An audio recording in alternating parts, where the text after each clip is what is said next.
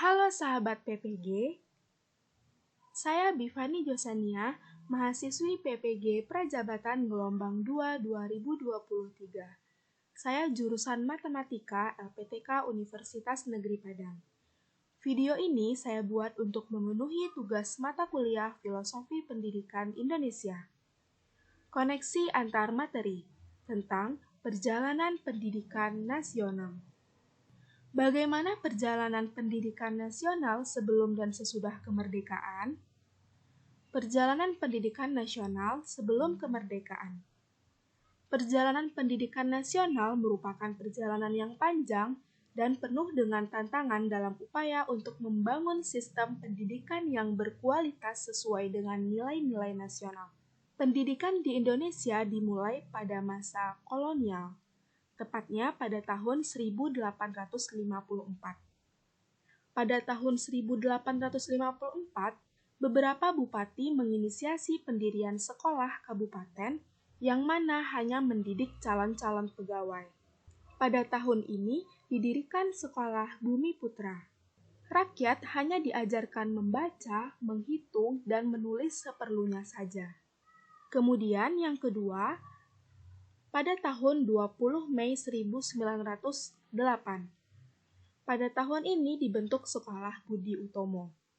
Budi Utomo dibentuk sebagai salah satu bara kebangkitan nasional Indonesia. Ki Hajar Dewantara bergabung di organisasi. Yang ketiga, tahun 1912, dibentuklah Sekolah Kartini. Sekolah Kartini membangun perpustakaan dan sekolah khusus perempuan sebagai upaya memajukan pendidikan Indonesia. Dan yang keempat, pada tahun 1922, terciptanya Taman Siswa di Yogyakarta yang didirikan oleh Ki Hajar Dewantara yang menjadi sebuah gerbang emas kemerdekaan dan kebebasan kebudayaan bangsa. Taman Siswa hadir sebagai jiwa rakyat untuk merdeka dan bebas. Menurut Ki Hajar Dewantara, pendidikan adalah daya upaya yang memajukan perkembangan budi pekerti, kekuatan batin, pikiran, intelektualitas, dan jasmani anak-anak. Selanjutnya, perjalanan pendidikan nasional setelah kemerdekaan. Pada tahun 7 November 1956, menurut Dewan Senat Universitas Gadjah Mada, pendidikan adalah tempat segala benih-benih kebudayaan yang harus diwariskan kepada generasi selanjutnya.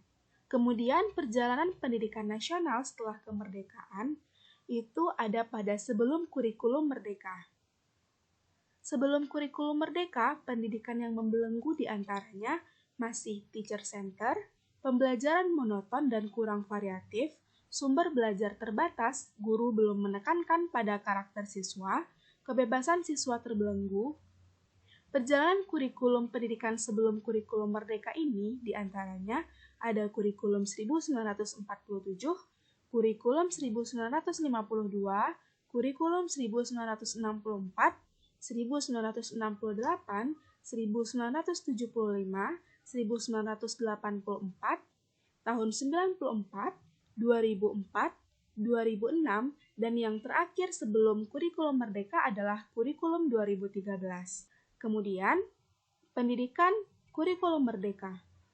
Pada kurikulum merdeka ini adanya penekanan pada profil Pancasila dan penerapan 3 semboyan pendidikan menurut Ki Hajar Dewantara, yaitu semboyannya Tut Wuri Handayani, Ing Ngarso Sungtolodo, dan Ing Madio Mangunkarso.